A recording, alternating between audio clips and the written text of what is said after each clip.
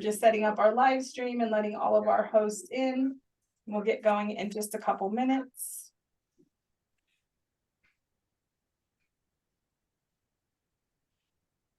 How was everyone's weekend? Good? Good. Okay. There, Megan, will you go ahead and update your name? You say Allie. I don't know why it happens, but we're going to figure that out. If you use a calendar invite for whatever reason, you come in as the person who created the calendar invite.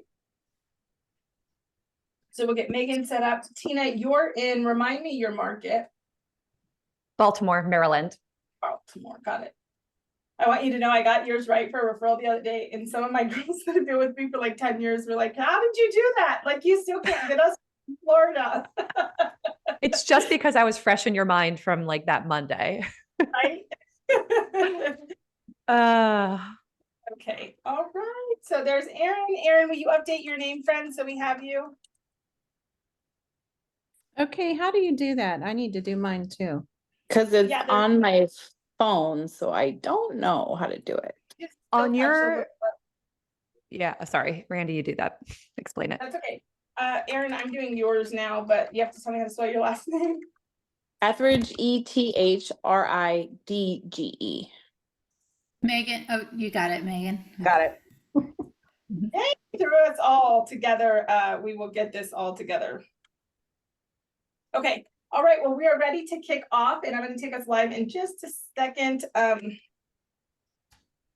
Sorry, I am flying solo. Kristen's at an appointment, so okay. We are live. Okay, perfect. Good morning, ladies. Welcome everybody to our 6th and our final session of Navigating NAR. This has been a 6-week series, and it has been such a successful series. So a huge thank you to all of our leaders that have shown up. It just poured in.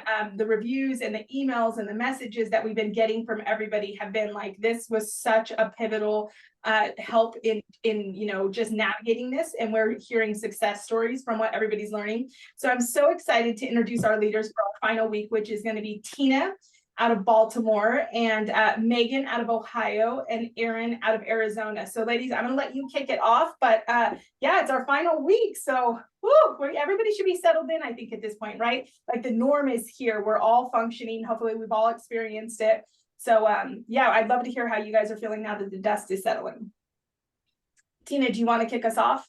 Yeah, totally. So hi, everybody. I was thinking that I and the other two panelists could just quickly introduce ourselves. So I'm Tina Belliveau. I'm based in the Baltimore, Maryland market. I've been in the industry for 21 years now. I've done a little bit of everything. Started off as an assistant, went solo, built a team, built my team to be really, really big, made my team really, really small, built a brokerage.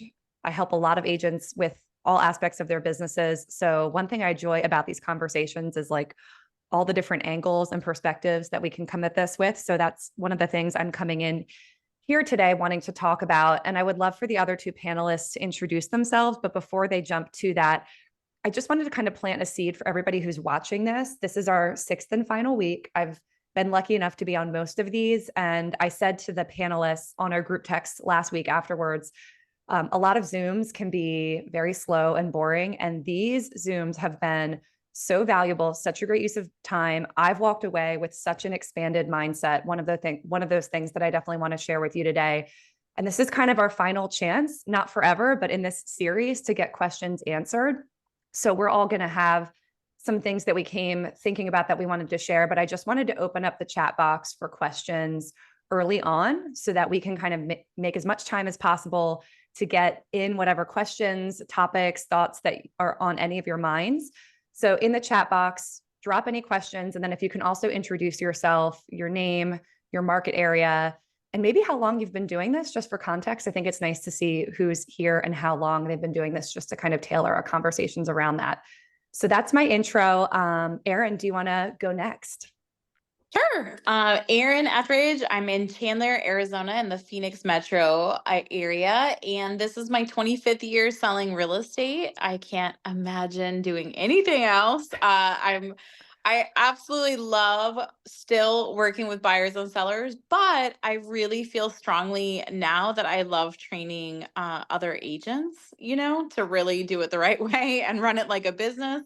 So that's what I'm focused on. We've got a team of 30 here, and we're gonna grow that super big, but maybe we'll scale it back just like you. I don't know. We're gonna find out.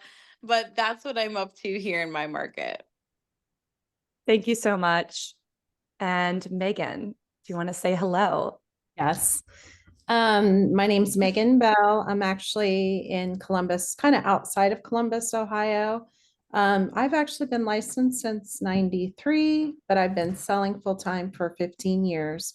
I was in property management prior. If I could kind of just think of one thing that I love about this business is that the variety of people you get to meet. And yes, some days are great and some days you're like, what in the world, but absolutely love this. And I as well think that this has been a great series because it's allowed people to kind of jump on and ask questions that maybe they don't want to ask their broker or their manager or whatever. So I think it's definitely beneficial to all of us. Thank you so much for saying all that and introducing yourself. I agree. I feel like there's just endless opportunities to learn and refine. And I feel like one of the mindset shift opportunities we have with this change is just to look at it as an opportunity to sharpen our skills versus all of the negative thoughts and feelings that come along with like fear and discomfort and being uncertain. Speaking for myself, I always am super candid. I have really had to reframe my thinking. I'll kick off with kind of my like somewhat vulnerable share about this. I realized after last week's panel that I had kind of slipped into more of a disempowered mindset about what I and my team are charging for the buyer agent commission. I had just sort of let unconscious thoughts just dictate this mindset of like settling.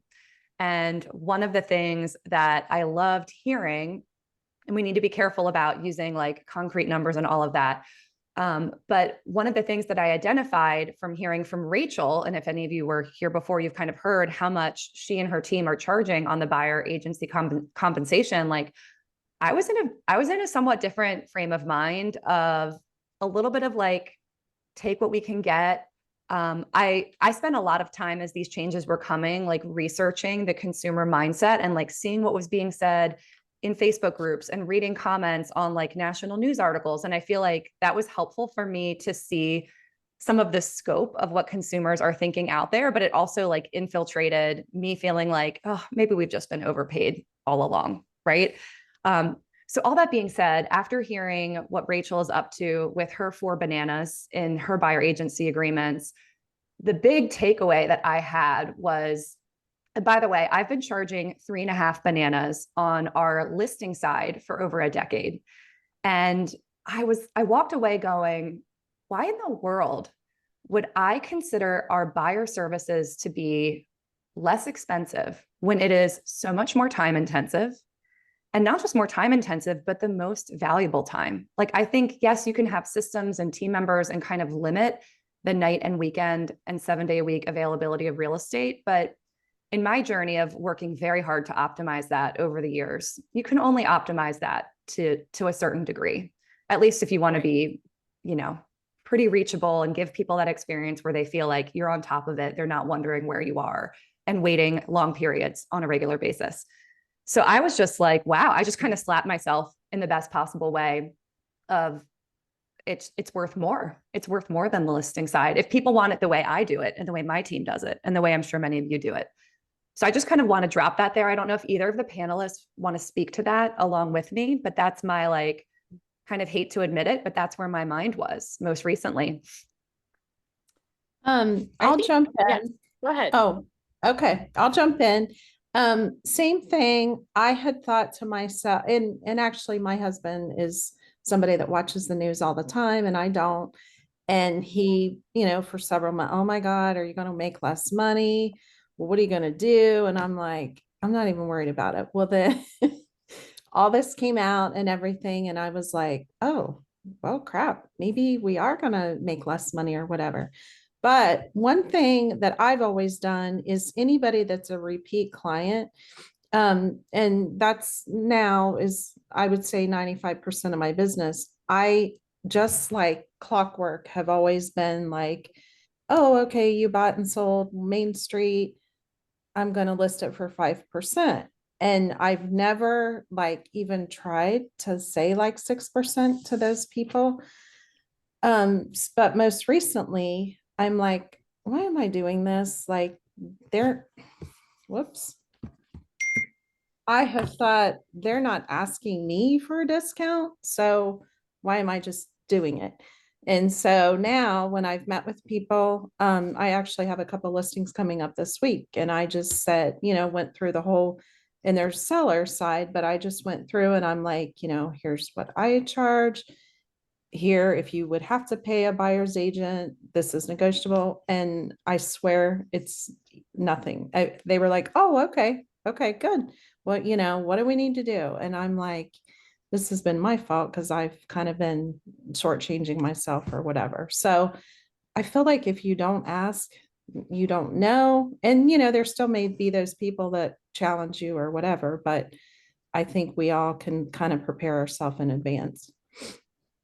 Thank you so much for sharing that. I'm curious. I know I was nodding my head vigorously of sort of like the assumptions we make or these decisions we make consciously or unconsciously that then like guide all of our decisions. So I don't know if anyone else is identifying with this. If you're open to dropping a note in the chat box, if you have anything to reflect on, I'd love to hear. And Erin, I'd love to hear what you have to say about this too.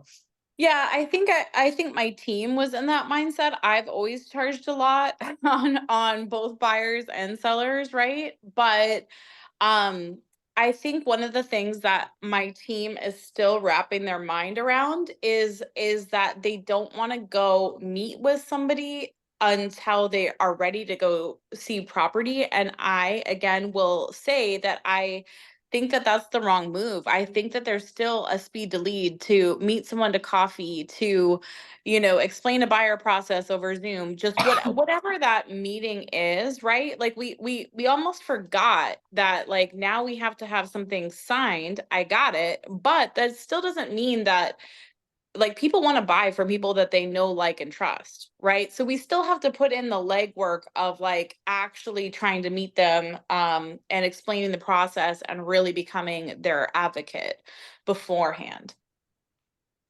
Yeah, and it's funny what comes to mind is I just finished a major house renovation and I've sort of been on the receiving end of working with various like expensive, if you will, service providers, bigger ticket purchases in many regards. And it's like, how would it feel if a contractor was like, no, I don't want to meet with you for a bid until you're completely ready?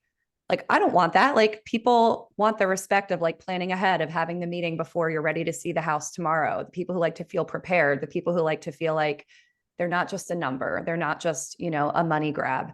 So I feel like there's just so many good reasons to have a buyer consultation. There were 1,000 great reasons before these changes, and now there's, 1,001, if not many, many more. So I think getting ahead of the process. I'm curious if anyone has questions or has any mindset blocks about coaching buyer prospects into having a consultation. And if either of our panelists kind of want to speak to that, of how you handle that, I'm curious if specific questions could come up on that too.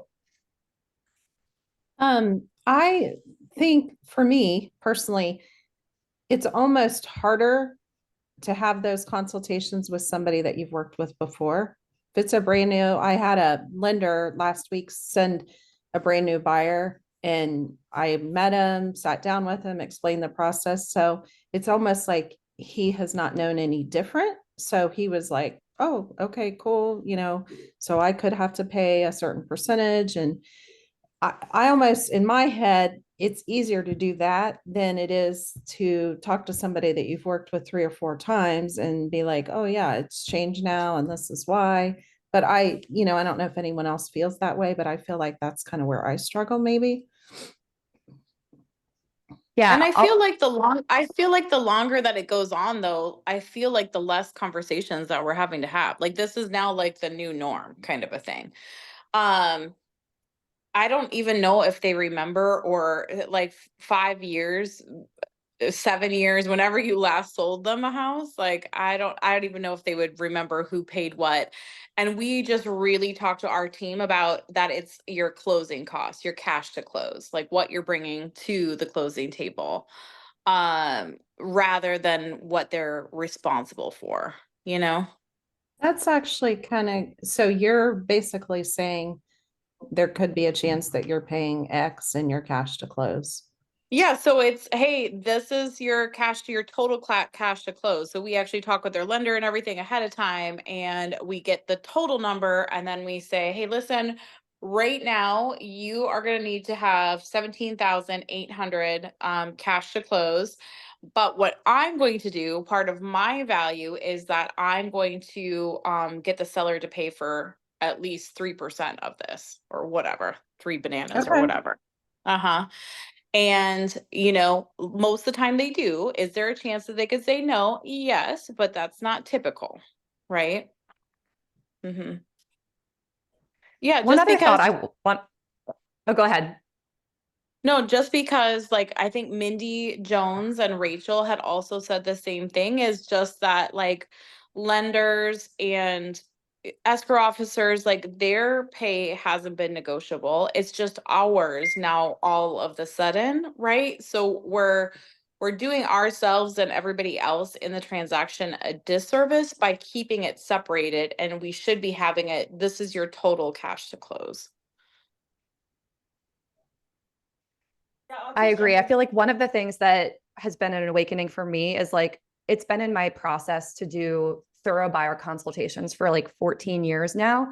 So I have the benefit of when people come back, they're actually used to the like intake process is what we call it. So they actually kind of expect it. And I think there's sort of this mindset shift of anything that I fully make my mind up that I'm doing this in my business, and that even if it's a little uncomfortable, like that's what I'm doing. I'm not going to keep negotiating it with myself.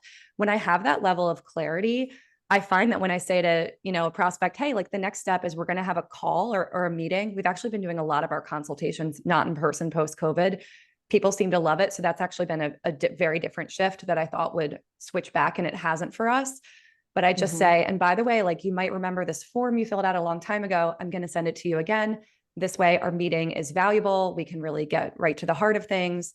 And then the information that I collect in my intake form, we have like a whole financial question section where I can get a gauge in advance of, do they even know what their cash situation is? Have they been pre-approved yet? And then all the particulars inside of that. And I also make sure in that same conversation before we set the meeting to make sure that they've absolutely not just connected with the lender before we meet, but that they've given permission for me to connect with that lender as well. So I just feel like it's a lot of the ways I look at like doing things from like a systematic process is it feels like more work up front to like get all of that organized. It's a couple extra conversations. I'm pulling the lender in and saying, I don't want just the pre-approval letter. I want to see the cost estimate with my client's blessing to be like that, like up in that level of detail. But that extra 20 minutes before the consultation could save 20 wasted hours of going through showings and then finally getting to the point of the offer and being like, you know what, we really didn't talk about this at the level of detail that we needed. So it's like a little bit of pain now for a massive amount of gain later. 100%. And Audrey in the comments said that she loves doing buyer consultations with her lender, makes the buyer feel like they're a true team working for them. I feel like that is like so key. And that's what I'm saying, is that we talk openly about your total cost to close, you know? And then Maria Clark says, I agree, doing a buyer consultation, no different than a job interview. They get to know you, you get to know them. Exactly. Like, I don't want to work with everybody now. It's true. I'm sorry, but it's true. Helps if they identify that you're ready and in a position to buy. Exactly. That's exactly right.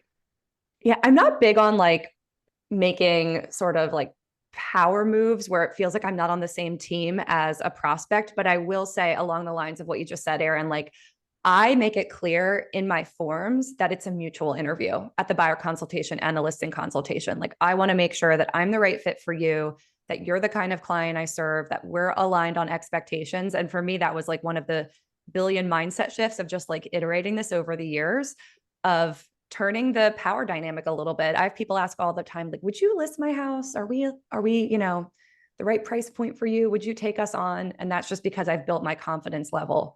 So I feel like overall, it's like, just keep going. We're in this like messy middle, even if you feel like you're not doing anything right in what you've heard in these Zooms, and there's like so much room to improve.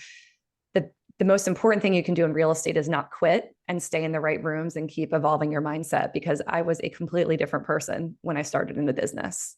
I couldn't even And look at someone in Tina, the eye and tell them I worked by referral. It made me want to puke, you know? Tina, I wanted I- to follow up. I wanted to follow up with your forms. Do you have that like? Is it a Google Doc? Is it like where do you have, or do you have that? I know a lot of people are now putting these things inside their Calendly. Like before Yeah. they book the appointment, they have to have all of these things like filled out so that we're actually having a productive conversation. Yeah. Yeah. So we do use Calendly for booking, but our form is long enough that I actually built it in Jot form just because it's like a really great platform. It mobile optimizes better than Google Forms. And we ask so many questions that I like for it to like have page breaks and like go to the next screen. And it also lets people save their work and come back to it. Like think about how often you like answer a text and then forget what you were in the middle of doing. So it's a great platform for that and many other reasons. But if you just want to start, and it's pretty easy to use, but I would say something, right? Calendly is, pretty affordable. Google is free if you have a Google account. So just do something. It's all about making progress, not perfection. Oh, Tina, And I- everybody wants to see the form. I know. I I was might just do. gonna also say, don't be afraid to not work with someone. I had a guy, this has been a couple of weeks ago, he called on a listing, called off of a sign. And I was talking to him on the phone and started explaining, hey, this is new, this is what we do. And I'm like, I'm happy to meet you. If we could maybe meet a half hour, 45 minutes. And he was like, I'm not signing anything. And we typically don't. And I explained to him how you could do a form for a day. And I actually just said, I'm like, honestly, the form, we could do a touring form for one day. If you don't want to work with me, that's fine. Same thing for me. And he wouldn't sign it, wouldn't do it. And I thought, it's probably somebody that's calling several other people. And hopefully he was getting, the same message from everyone. And they Thanks will, for but jumping it's in with also, that. yeah, but it's also like, again, I don't want to work with somebody that isn't gonna listen to me. Like, take them for their words up front. Like, if they're a jerk up front, like, good chance that it's gonna not be that pleasant. Like, for me, I don't love working. I know so many people love working luxury. I don't enjoy that client. I really don't. Like, of course, there's some nice people, but I've really found 1.5 to 2.5 think they have money. And no, they just nickel and dime everybody throughout the process. That's my experience, right? Um, but yeah, I fire more people, I would say, in the last year and a half, but I don't have that kind of tolerance. Also, I have the luxury of being able to decide, right? Yeah, and I think we all come to that point. Like I used to be like, oh my God, someone just called me. I've got to call them now and I've got to do. And I still do that. But then I think over the years, you kind of think, okay, well, that person wasted my time. We showed 40 house. You know what I mean? I think you Right. get to that point.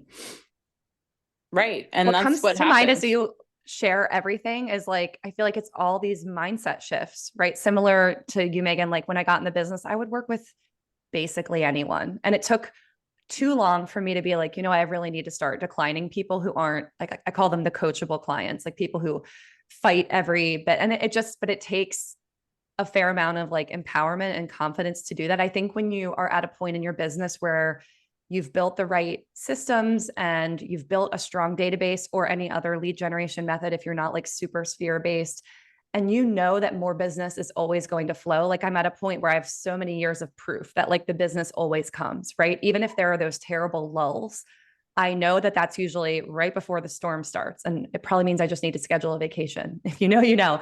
But I think it's just like having enough clarity that like, this is how my business works. It's worked this way for a long time. It's okay for me to turn this one person away. I will be okay. But it's like, we just have to talk ourselves through these things. And I think that's like the biggest thing I've taken from being in this space in these 6 weeks is that like my circle had gotten a little stale and that really did impact my mindset. And there's been so much here that I've just sort of like perked back up to be like, no, like it's all really up to me how I run my business. But we can forget that at times. And I did want to address, 100%. everybody who wanted to see the consult, I took a minute to see if I could. Do you mind if I screen share it really quick, Randy, and just give like a preview? Go for it. I'll give you. Is that against the rules? I think I have sharing permission, so I'm jumping in. We're doing it. Okay. So I just want to say, you guys not hear me? I can hear you now. Okay, perfect. I was like, why are they ignoring me? You're good. Sorry. Everybody wants to see this. Share away. Yeah. And I saw somebody comment in the chat box that like they've seen templates on Etsy. And I will say there are certain things in my business where I go for function over form, like how well it works versus how pretty it is. And my consult is like such an important process that it's more about educating and communicating than being like a beautiful pamphlet. And there's no wrong way to do it, but like I just want to kind of say that. So if you're on a phone, this will kind of break into these little chunks. So I introduce what this form is for. I have a micro team, and this explains exactly who's on the team, and that prevents. So this is all about inbound question prevention, right? Like I want people to know what's going on before I have to sit with them and explain all of it over 3 hours. I like them to be excited about it and the way I've like positioned everything, and basically be as bought in as possible that by the time they get to the appointment, they're ready to sign, which is how it really works out for us like 95% of the time. So, oh, actually you can see here, I've got my nexts. So this is like a 7-step overview of the process that I actually didn't have in here. We used to kind of just gloss over the process. I mean, we explained it, but it was just sort of simple. Now I very clearly outline like step 1 is this meeting. Step 2 is to choose your realtor. I make it clear that it's mandatory that we must have a signed agreement before a house showing. So it's just there. Like, and I'm not afraid to say it, but like, I just want to put it out there so they just walk in with an understanding of what is happening. I also do some expectation setting about like my market is still competitive in most of the price points that I work in. So one of the big topics is going over how we're going to handle bidding wars and helping them understand that. A lot of this too is things I've learned over the years of things my clients learned in the process when it happened to them. And then there were opportunities for them to like lose trust in me or blame me. Like, well, why didn't you tell me that every house is going to have multiple offers? Like I just learned to kind of like build a lot of this in. I did make a choice to not get the commission in here at like in flat numbers because we're at a point in our team where we're just preferring to like talk that through verbally, but you may want to put your fees right in here. That was just something that didn't feel like the right thing for me to do we're at the like early adoption phase of everything that we're doing. So then I just go over like all the FAQ. I'm really big on this page of exactly what they can expect from me and the team and our values. There's places they can go and look at our testimonials. This is all just like super, super credibility building focused and also connection focused, because that's basically the core value of my team is connection and community and helping people see that from the get-go. And then we ask them everything. We get their legal names so we don't have to bother them for it when it's time to fill out the contract. I get everything that I would want for like a complete CRM entry down to their birthday. I make sure I find out who the referral source is. Like I've used these forms to kind of fill holes in my business of things that you just don't have time to ask all of it all the time. And then it just goes on and on about criteria, areas.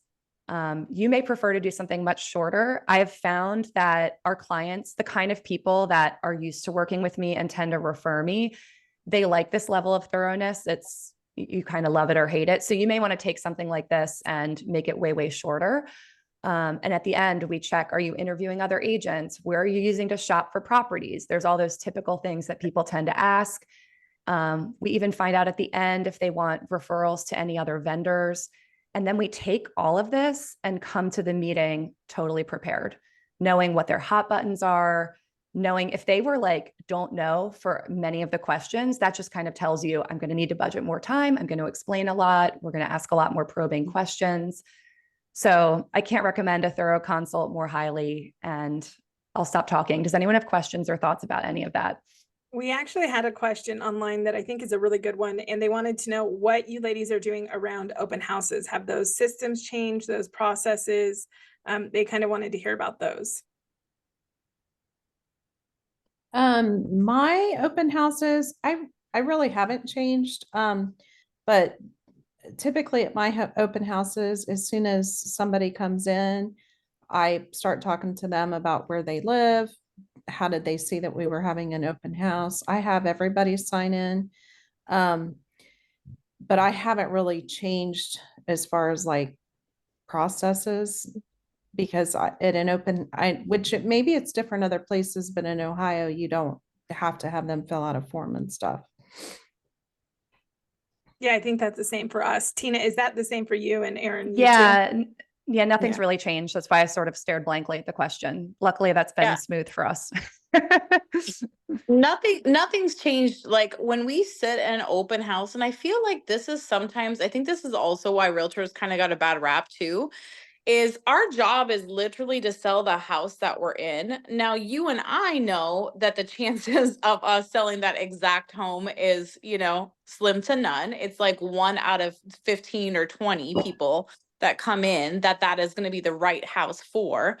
But I think that a lot of times that, people just think that we're only doing it to get new clients, which that is the only reason why I said that. But if you are sitting for another agent inside of your brokerage or it's your own listing, our job is to sell the house that we're in. And that's how I end up getting a lot of the neighbors is I door knock the day before. I invite 50 or more neighbors to come over. And the conversations, you guys, like I just did one last weekend. And I have now 4 sell buys out of that one open house because I'm doing them in the right way, right? Like I'm not going there to just hope that enough people come by, right? Like I do an ad every single time. I door knock all of the neighbors because it starts the conversation of they're thinking about moving. It might not be for a year or two. I could care less when they decide to move, right? It's more establishing that trust already, trust. And when they are ready, then we're good to go.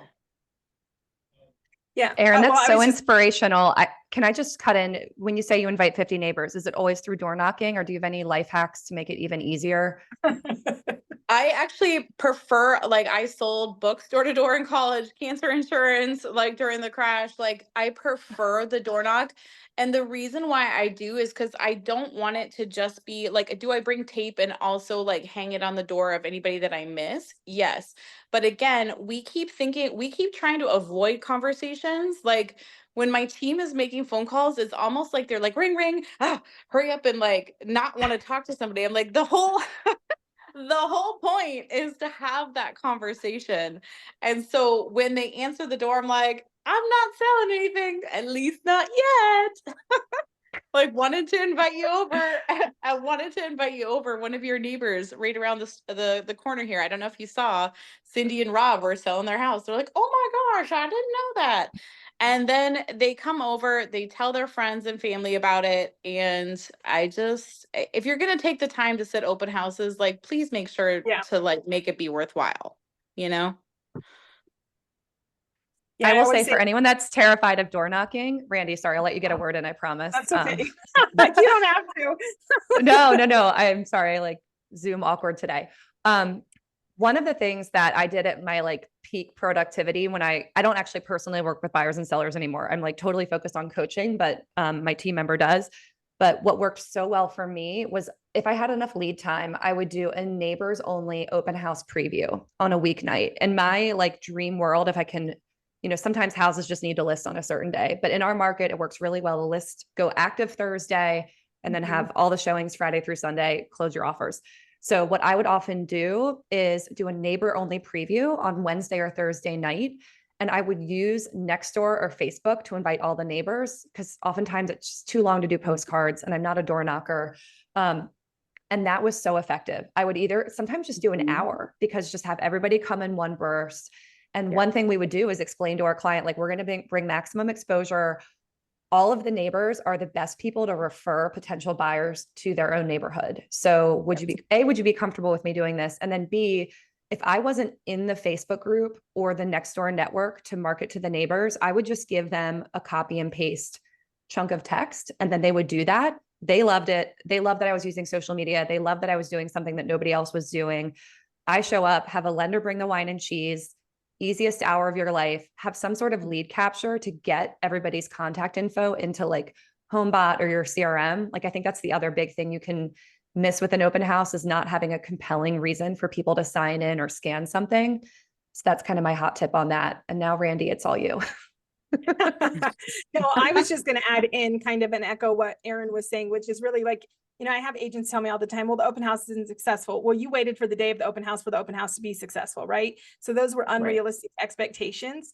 And anything that we're doing, we have to have a system around it. And my thought in this question for the agent that asked it is probably exactly what we were talking about earlier, Tina, which is the mindset. And so if your mindset is already that somehow, some way, the changes have caused you to have a loss inside of open houses, and you're focused on, trying to find the loss and you're not focused on systemizing it, it's going to be a struggle, right? And one of the things that has echoed through every one of these series has been execution will bubble up the holes and then you just fill the holes. Right. And so if you are still sitting in a place of like fear and not getting into the game, not getting off the bench, not having the open houses because you don't know how to have them, not having the conversations because you're scared of them, you're not going to get past this, because what we know is confidence is what moves you forward. And so this is where we really want to encourage you to go back and watch these 6 weeks, go back and find those key takeaways. Erin said it today and Mindy had said it earlier, focusing on cash to close is huge, right? These little tiny things that you can find are no different than the way we've been operating for the last 20 years, which is I've never been a script girl, but I have a handful of my scripts, if you will, that are in my toolbox, right? And knowing when and where to use them will help you to have confidence. And so that's what I love. I just wanted to echo that. Like, I think a lot of it just comes from fear of like the unknown, and you just have to get out there and you have to do it, and you have to be willing to like have it go awkward, right? It's going to go awkward once or twice. You're never going to like get better at it until you actually do it.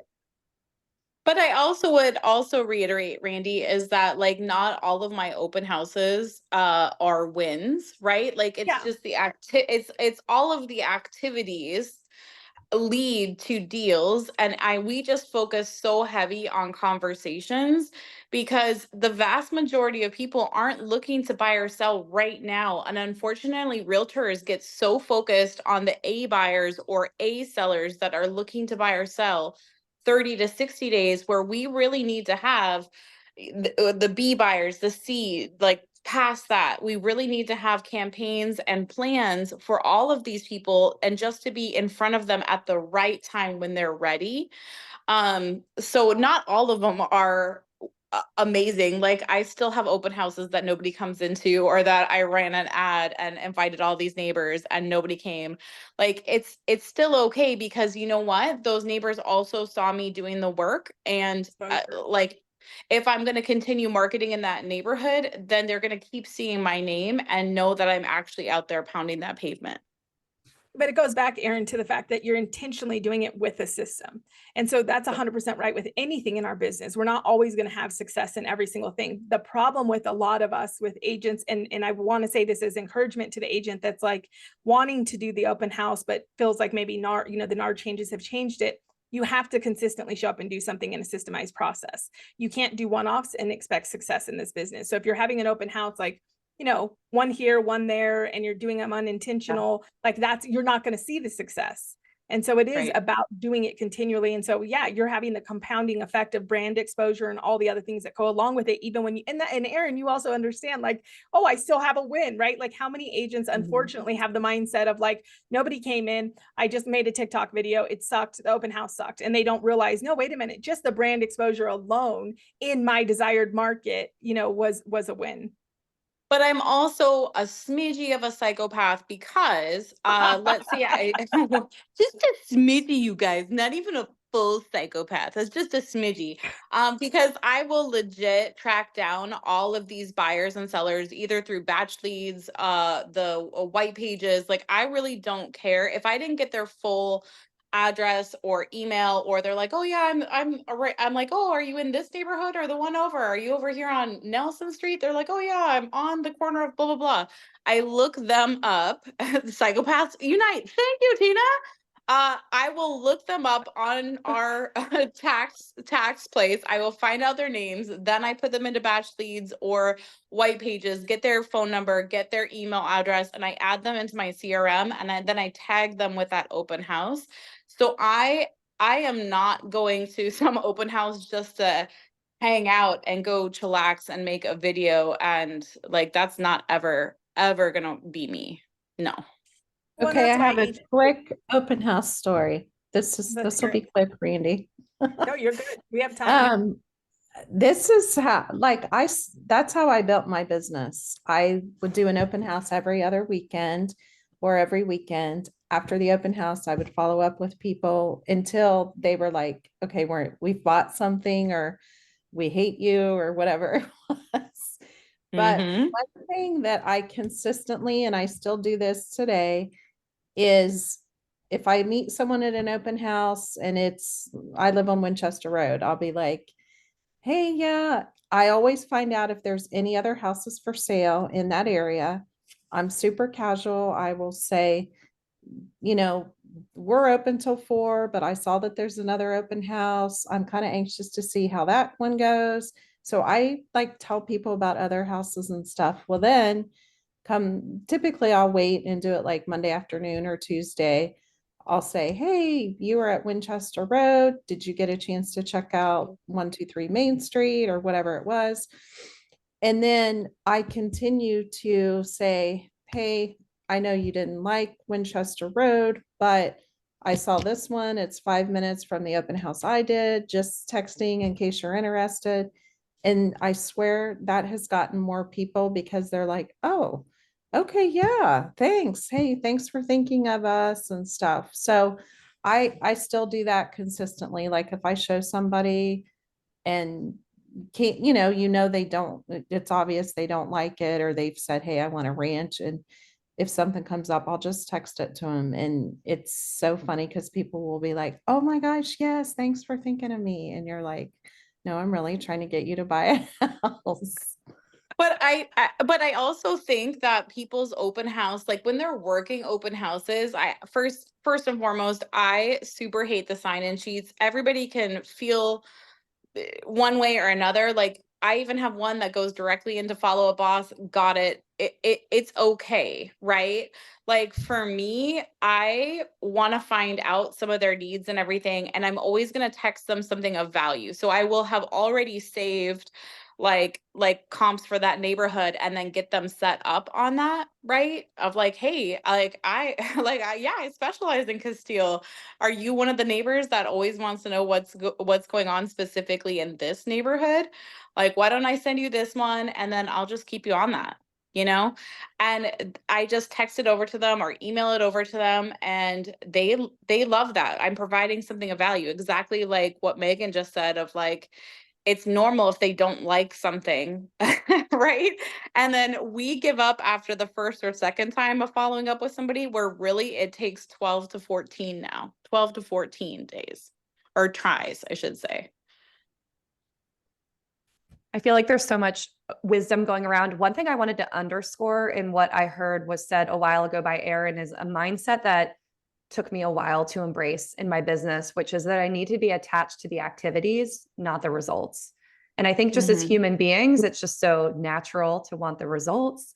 And even if we like cognitively get that, like sometimes it takes time, it just takes a fair amount of mental discipline to really take that on and to like continually remind myself that the activities are what drive the results. And there's two interesting things that I've learned over the years. One is being an activity, sometimes the result comes, but it's from something completely unrelated. But if I am in these like lulls in my business where I just know I need to start connecting, having more conversations, growing my database, and I might be over here kind of making a stir and then nothing's happening there, but other things are happening. So I just feel like there's, maybe no like real explanation for that, but I've seen that happen so many times. And the other thing that was so important in what you said, Erin, which you didn't say so explicitly, but in case anyone didn't take it this way, like it sounds to me like you are obsessed with growing your database and you're adding names and you're adding as many names as you can. 100%. And that is the activity.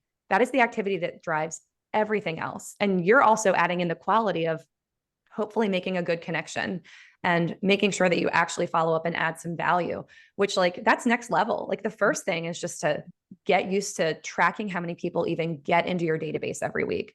At the peak of my business, when my team was doing almost 2 million a year in gross commissions, I was personally adding 25 people a week to my database. And it wasn't even hard because I was so active. I was at open houses, I was at networking events, I was meeting people who were referring me other people. But that never would have happened if I hadn't started. And at first it was one person a week, then it was 5. And then at one point I was like, wow, I can do 25 a week and I'm not even breaking a sweat. So I would just encourage anyone who hasn't been thinking about database additions. If you don't have a CRM, get one. If you've been adding people but have no idea, just go do an assessment. How many people did you add so far this year? Can you do a weekly average and then grow from there? And I see a hand up, so I want to take that question. And if anyone has thoughts on database growth, please drop them in the chat box too. Yvonne, did you want to say something? Well, first of all, thank you, ladies. And now that I know we're live streaming, I'm a little scared. But I just want to say, like, everything I've been on here, I think 5 of the 6 weeks. It's totally given me encouragement. I'm still doubting myself. Aaron, all of you, because I think you've been on here a couple times, or at least I'm following you, I'm watching you. Aaron, you posted something a couple weeks ago, and everything you guys are saying about open houses, because I've been out for 8 weeks in open houses, and I'm seeing people with agents, with very few with agents, by the way. But and the agents working the open house, when I ask a question, everyone stops and listens, and they're not kind of selling themselves, the agents working the open house. But I guess my question is, I still feel very alone in this industry, even though, and I'm wondering if you guys do, because everyone will say, well, come to this brokerage or switch this brokerage. But I've been interviewing brokerages and I'm still feeling alone. And then my question is the doubting, because you guys have given me encouragement about my bananas, but and then the listing agent will fight me and fight me. And in this example, let's just say, because I'm representing some new buyers, fighting me and fighting me. And then I start doubting myself and I'm exhausted. I'm not even sure how you guys, when you said 25 years this morning, Aaron, I almost I got off because I'm like, how am I doing this? How are you guys doing this? How are you even working with more than one client? How are you getting your systems in place? So and I know I'm saying a lot, but I'll just say this. I always think your markets are different than mine because mine's so diverse and we're so separate. I'm in Los Angeles, California, where there's millions of people, but this has helped me, but I need a little bit more help right now because do you guys feel alone? Do you feel like it's only you sometimes? Do you feel like you're an uphill battle, and how are you getting over that? I guess that's my bottom line question, and encouraging yourselves to stay in the game because I am taking stuff because I need the money. I'm just putting it out there. I'm self-supportive. So how do you stop doubting yourself when you're working so hard and it's not paying off? Thank you. I can answer that. Or my thought is, if you're doubting yourself, you have to like go back to me. I go back and think, oh my gosh, what all have I accomplished? Set goals for yourself. When I first started, I had a goal. I had another job and I had a goal of if I could close 2 houses a month, then I would be good and I could quit my other job. So I just like basically did whatever I could. I did the open houses. I followed up. Once I got to that point, I was like, oh my gosh, I'm doing this. So you have to go back and think like what you've accomplished in what amount of time, but also reach out to people that you do know, even if they're with other brokerages. I have a ton of friends, colleagues, or whatever that are with other brokerages that I'll be like, hey, are you seeing this or is this happening? Just to have that communication with other people, because I totally think that helps too. I think the first 2 years in business, and this is what, because I train agents and a lot of agents are new when on my team. I think those first 2 years are the most amount of emotional roller coaster that you can possibly go through. And that's where, unfortunately, Selling Sunset did a damage to our industry because everybody thinks it's very easy and we're hanging out, having lunches and just wearing pretty outfits. And we just make a few phone calls and make things happen. And it's the opposite of that, especially those first 2 years, because you are really just trying to make something happen. But if you don't have the right guidance, that's what I would say to you, Yvonne. And I know Randy and I know a couple of us here at Real, we absolutely love our brokerage. But same thing to Megan's point is that I have friends at all different brokerages. I don't know that that matters as much as finding the right people that are going to help you along your way. It could be a team, it could be a right brokerage, or it could be a team, or it could be both, or being in communities like this, like keeping your community and getting into the rooms that you want to be in, I think is a really big thing, and you have to be the advocate for yourself on that. It's okay. I'm nodding my head vigorously because Erin, I was saying going to say the exact same thing. Who's going to jump in there? It was me, Tina. It was Randy, your problem Hi. child. I'm like, Tina, will you lead it? Then I'm interrupting her all the time. I'm so sorry. I just wanted to add in, I want to echo what Erin said about the right rooms, because one of the things I did early on in my career is I was in the rooms that I knew that existed with success, but then I started building the success that wasn't mine. So what you really need to identify is where are the people that are right ahead of where you want to be and that are building the businesses that you want to build, and you need to be in the rooms with them. And that sometimes is the same brokerage, sometimes it's not. And so that's really important, because naturally, like you said, you're insulated in that market. So you're seeing what's happening in that market. Well, it's the same thing with how you see the people around you building their business. I built a Rainmaker team at one point because that's what was built around me.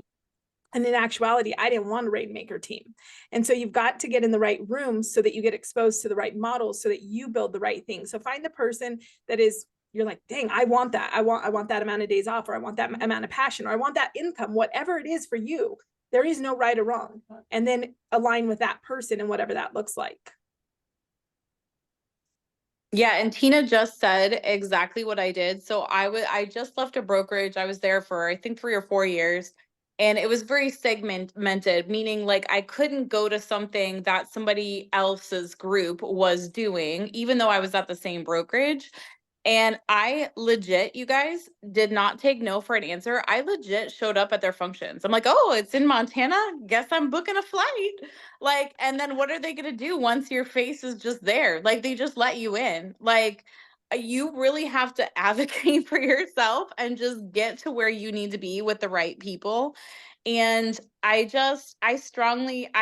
I would never encourage anyone to be on their own the first 2 years. That's my personal opinion of it, because there's just too many things to learn. And when you're adding systems along with like learning a whole real estate language and everything, I just feel like you're not doing yourself any favors. But that's my personal like take on that. I know not everybody believes that. Yeah, it's just the first 2 years. Then again, you'll go through waves where you're like, oh,